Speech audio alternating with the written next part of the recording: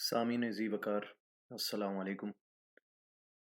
آپ کے سامنے میں نے کچھ دن پہلے ایک ویڈیو اپلوڈ کی تھی جس میں علم کی اہمیت جو ہے وہ آپ کے سامنے پیش کی تھی، اور علم جو ہے وہ اس کی کئی اقسام ہیں۔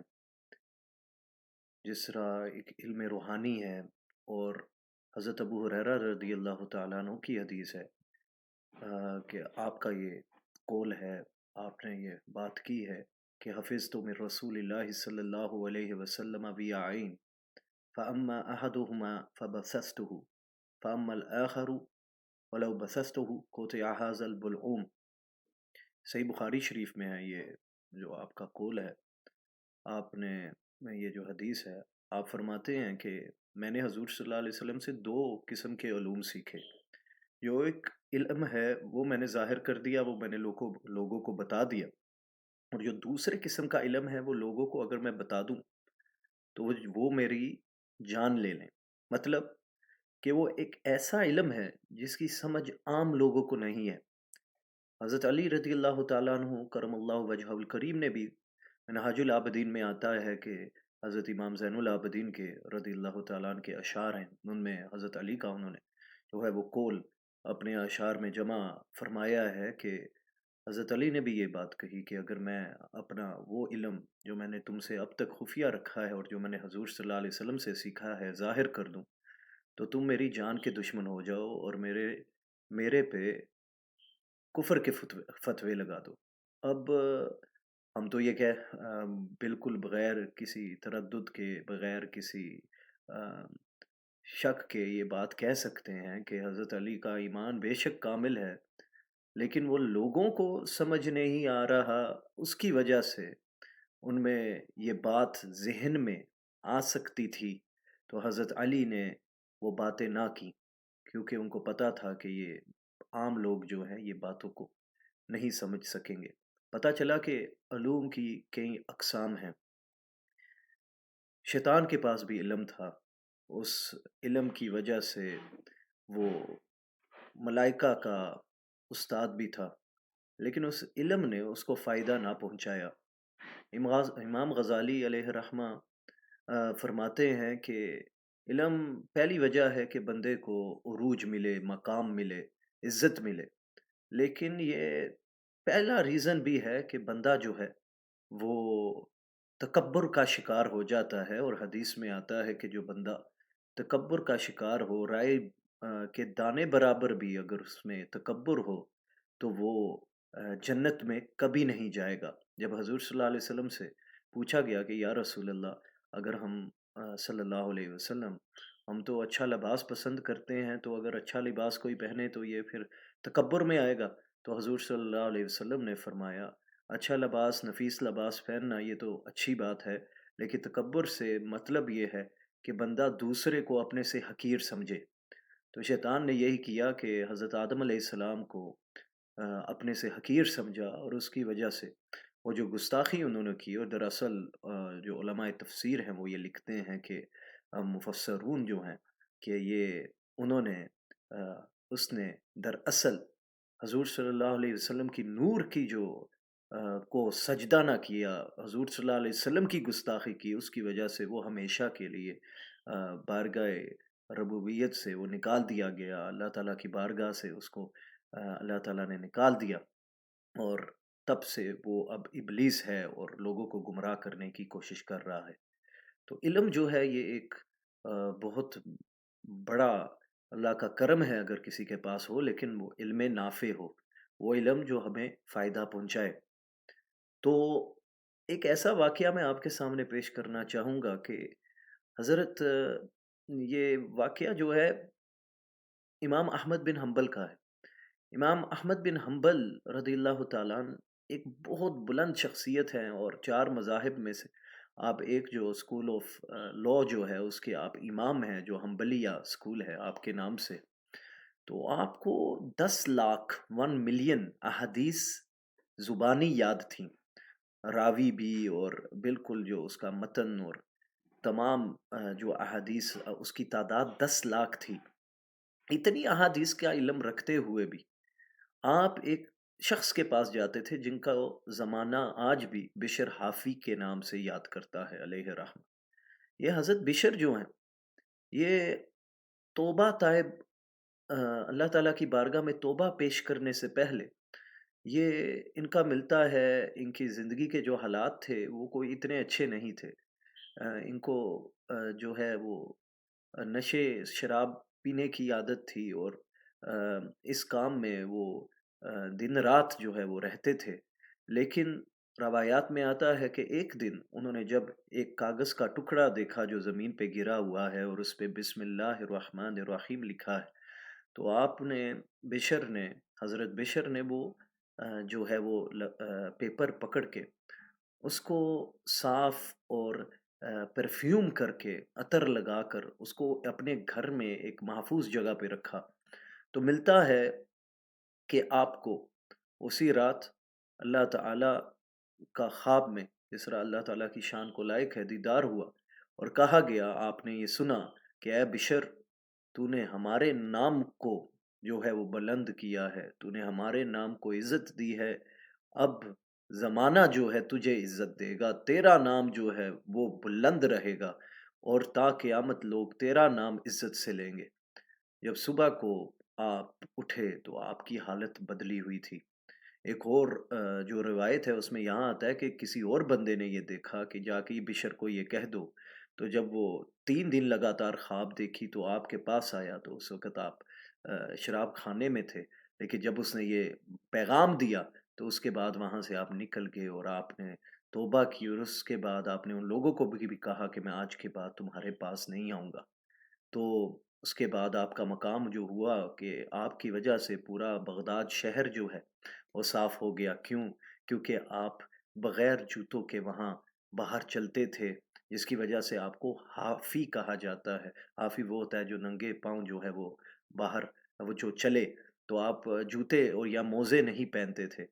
تو آپ کا اب جو علمی مقام ہے، آپ نے احادیث بھی جو ہے وہ سیکھی، اس کے بعد علم حاصل بھی کیا، لیکن امام احمد بن حنبل جو وقت کے امام ہیں، ان کو 10 لاکھ حدیث زبانی یاد ہیں، لیکن وہ حضرت بشر حافی کے پاس جاتے تھے۔ کچھ جو اسٹوڈنٹ ہے وہ حیران ہوتے تھے کہ حضرت آپ حضرت بشر کے پاس کیا کرنے جاتے ہیں؟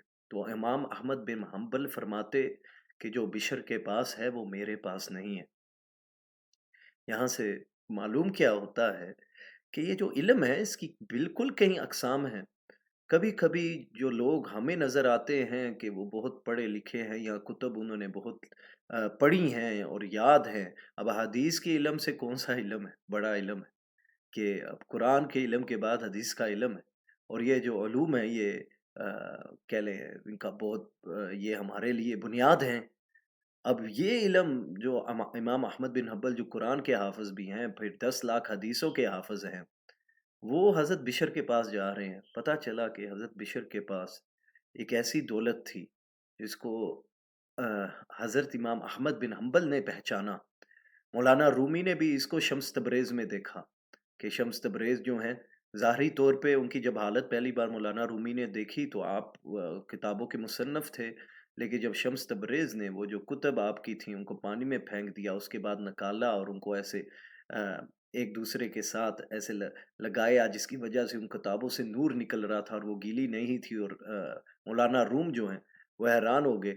تو اس وقت آپ نے کہا یہ کیا ہے؟ انہوں نے کہا تم نے مجھے اس وقت کہا تھا کہ تم جب وہ پڑھا رہے تھے انہوں نے کہا تمہیں اس کا پتہ نہیں، تو پھر شمس تبریز نے مولانا روم کو کہا کہ تمہیں اس چیز کا علم نہیں۔ اس کے بعد مولانا روم شمس تبریز کے پاس جاتے، اور آپ کا یہ شعر بھی ہے کہ مولوی ہرگز نہ شد مولائے روم، تا غلام شمس تبریزی نہ شد، کہ جو بھی مولانا رومی کو ملا ہے، جو یہ شان ملی ہے کہ لوگ اس کو مولانا کہتے ہیں، یہ پہلے جب مولوی تھا تو سب کچھ اس کو جو ملا ہے تب ملا ہے جب یہ شمس تبریز کا غلام بنا۔ تو پتہ چلا کہ جب نیک بندے اللہ کے ولیوں کے ساتھ صحبت بندہ اختیار کرتا ہے اور ان کا ساتھ ملتا ہے، تو یہ لوگوں کے پاس وہ علم ہوتا ہے کہ جو بندہ چاہے جتنی بھی کتابیں پڑھ لے اس کے پاس وہ علم نہیں آ سکتا، کیونکہ جو حکمت ہے وہ اس کے لیے یہ ضروری نہیں کہ بندے کو بہت زیادہ کتابیں زبانی یاد ہوں، لیکن حکمت جو ہے وہ اللہ تعالیٰ یؤتی الحکمت من یشاء، कुरान पाक में आता है अल्लाह ताला हिकमत जिसे चाहे अता करे। तो पता चला कि हिकमत तो ये अल्लाह जिसे चाहता है अता करता है। वल्लाहु यहदी मन यशाउ इला सिरातिम मुस्तकीम। अल्लाह जिसे चाहे सीधी राह पे चलाता है। तो हम बेशक इल्म का बहुत बुलंद मकाम है, अहादीस का बहुत बुलंद मकाम है और इनको याद करना भी चाहिए, कुरान को की तिलावत करनी चाहिए। कुरान नौशा पीर का खुद फरमान है कि जब आपको पूछा गया सबसे बेहतर वजीफ़ा क्या है? तो आपने फरमाया कुरान पाक की तिलावत। तो बेशक कुरान पाक की तिलावत करनी चाहिए और ये औलिया अज़ाम का तरीका रहा है। कुरान पाक को याद करना चाहिए। नौशा गंज बख्श ने 3 महीने के अरसे में 5 साल की उम्र में जो है वो कुरान पाक को हिफ्ज़ फरमाया। इस तरह जो है हदीस के इल्म को हासिल करना चाहिए। इमाम बुखारी, इमाम मुस्लिम ये कहाँ दूर-दूर तक जाके इन्होंने अहादीस जो है इनको इकट्ठा किया और हदीस का इल्म जो है नद्दर अल्लाहु मरअन सामिया मकालती हुज़ूर सल्लल्लाहु अलैहि वसल्लम ने उस बंदे के लिए दुआ भी की है जिसने हदीस को याद किया है, उस पे अमल भी किया है और समझ कर लोगों को बयान भी किया है, तो ये बहुत बुलंद इल्म है। लेकिन ये जो हिकमत है, जो जो है जिसको हम तक पहुँचाने के लिए कुरान पाक में भी आता है कि हज़ूर सल्लल्लाहु अलैहि वसल्लम हमें इल्म भी सिखाते हैं, कुरान का इल्म सिखाते हैं, किताब की जो आयत है उनकी तिलावत करते हैं और हिकमत भी सिखाते हैं और हमारा तज़किया नफ्स भी करते हैं। तो ये जो हिकमत है, ये एक ऐसी ये एक राज़ है और अल्लाह ताला जिससे राज़ी हो जाता है उनको हिकमत अता कर देता है।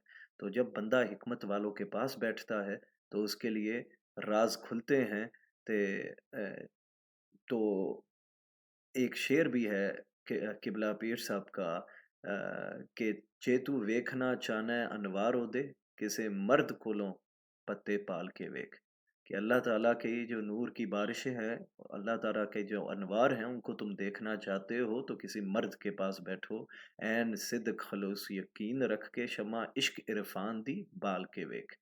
तो बंदा जो है ऐन सिदक सिदक भी, सच्चाई, खुलूस भी अ, और यकीन एन सिदक, खलूस, यकीन रख के। ये 3 बातें जो हैं सिदक, खलूस और यकीन। बंदा के अंदर सच्चाई हो, खलूस और यकीन ना हो तो बात नहीं बनती। खलूस हो लेकिन यकीन ना हो तो फिर भी नहीं बात बनती। ये तीनों बातें बंदा जब रखता है और उसके बाद शमा इश्क इरफान दी बाल के वेख, तो बंदा जब इश्क की शम्मा जो है, उसको भी अपने आप में जो है वो इश्क की दौलत जो है हासिल कर कर उसको इश्क की शम्मा को जलाता है, तो फिर ये तीनों जो सिफ़ात हैं और इश्क मिलाकर तो फिर जब वो अल्लाह के बंदे के पास बैठता है तो फिर उसके लिए जो है वो राज़ खुलना शुरू होते हैं।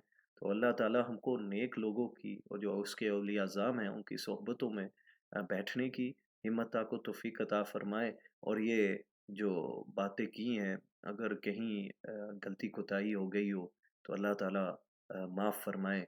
सूफ़िया इकराम का जो तरीक़ा है उसको इख्तियार करने की हमको तौफ़ीक अता फ़रमाए और अगर हमें किसी के बारे में इतनी समझ ना हो कि ये कौन है, क्या है, तो अपनी ज़ुबान पे काबू रखना चाहिए। बंदा अगर ज़ुबान से अल्लाह के वलियों के बारे में कोई ऐसी बात कर दे, जो गुस्ताखी में आ जाए, तो अल्लाह का जो वादा है, वो बड़ा सख्त है इस मामले में कि मन आद ली वलियन फ़क़द आज़नतुहु बिल हर्ब। सही बुखारी की ये जो है हदीस कुदसी है कि अल्लाह ताला फरमाता है कि जिसने मेरे दोस्त से दुश्मनी की, मैं उसको ऐलान जंग करता हूँ। तो अल्लाह के जो दोस्त हैं, उनके साथ दोस्ती ही रखनी चाहिए, उनकी खिदमत करनी चाहिए, उनके बारे में कोई ऐसे अल्फाज नहीं कहने चाहिए और जब बंदा इनके हाथों में आता है, तो मियाँ साहब भी फरमाते हैं कि मैं गुड्डी हथ ढोर सजन दे, उड़ा जीवें उड़ाए। तकरीबन इस तरह शेर है कि जब गुड्डी की तरह मैं अपने सजन जो मेरा शेख़ है मैं उसके हाथ में हूँ, जिस तरह चाहे वो मुझे उड़ाए। तो जब बंदा अपने आप को इस तरह पेश करता है तो उड़ता तो वो है लेकिन उड़ाने वाले ये होते हैं। ये जो अल्लाह के नेक बंदे होते हैं इनकी नज़र से जो है वो मुर्दे भी ज़िंदा होते हैं और आज भी जो है मुर्दा दिल ज़िंदा होते हैं। तो हाँ, नौशा पीर ने ऐसे ही नहीं 2 लाख हिंदुओं को कलमा तैयबा पढ़ाया। इनकी नज़रों ने जो है लोगों को अ, जिधर नज़र पड़ती वो लोगों के तो हैं वो दिल रोशन हो जाते। तो आज भी ऐसी शख्सियात हैं। तो एक फ़ोटो तो आपको पीछे नज़र आ रही है जिस तरह पीर सईद मारूफ़ हुसैन शाह साहिब आरिफ़ न शाही कादरी हैं जो मुजद्दिद यूरोप हैं, जिन्होंने ना सिर्फ़ यूरोप में मगर पूरी दुनिया में जो दीन इस्लाम का काम है وہ اس طرح کیا ہے جو مجدد کرتا ہے، اور علماء نے آپ کو اس وقت کا مجدد کہا ہے۔ تو قبلہ پیر صاحب جیسی جو شخصیات ہیں آج بھی ہم نے دیکھا ہے کہ جن پہ انہوں نے نظر ڈالی، ان لوگوں کی قسمتیں جو ہیں وہ بدل گئیں۔ تو جو بندہ اپنی قسمت بدلانا چاہتا ہے، الراجل علی دین خلیلی، حضور صلی اللہ علیہ وسلم کا بھی فرمان ہے کہ ایک بندہ اپنے دوست کے دین پہ ہوتا ہے، فَلْيَنظُرْ أَحَدُكُم مَّن يُخَالِلْ، اس لیے دیکھ کے اپنی دوستی جو ہے وہ بنایا کرو کسی کے ساتھ۔ تو جب اللہ کے دوست جو ہیں وہ ہمارے دوست ہو جائیں گے تو بے شک اللہ کا جو قرب ہے انشاءاللہ وہ ہمارے نصیب میں لکھ دیا جائے گا۔ اللہ تعالی عمل کی توفیق عطا فرمائے۔ آپ کا بہت شکریہ کہ آپ نے یہ ویڈیو دیکھا ہے۔ انشاءاللہ اردو میں جو ویڈیوز ہیں وہ اپلوڈ کرنے کی کوشش کی جائے گی ہر ہفتے۔ تو آپ ضرور اگر آ، اپنے جو کمنٹس ہیں ان کو نیچے ضرور تحریر فرمائیے گا، اور بہت بہت شکریہ آپ جو حوصلہ افزائی کرتے ہیں۔ اللہ تعالی آپ سب کی جو پیار محبت ہے اس کو اپنی بارگاہ میں قبول و منظور فرمائے۔ وآخر دعوایا ان الحمد للہ رب العالمین۔